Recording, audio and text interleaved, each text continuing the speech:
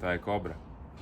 Šajā maksā 105 eiro, bet ir arī tāds, kas maksā 15 eiro, 18 eiro. Tādas maziņās kobriņas. Pilns mums ar viņām, paskaties. Man ir plaukti. Ir Fox kobra.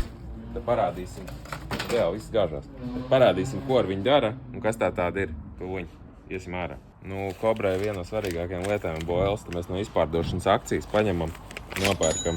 Kur kobrošanai mums pietiks? Pietiks. 250 gramu boiliņš par 3 eiro. Ejam mēs.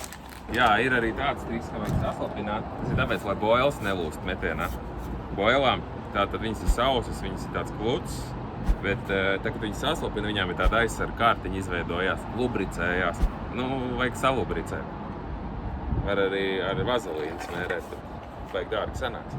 Un, ko tu izdari, ieliec iekšā to savu boiliņu. Vai mums tāda forša testa siena pie kaimiņiem ir.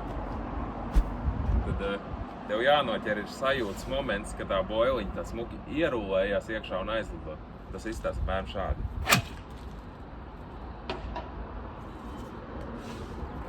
Dzirdējāt skaņu?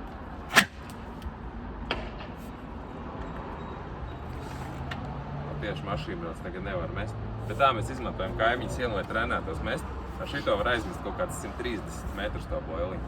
Un tūt mašīna aizbrauks, lai viņam netrāpīs pa stiklu. Vēl vienreiz parādīs.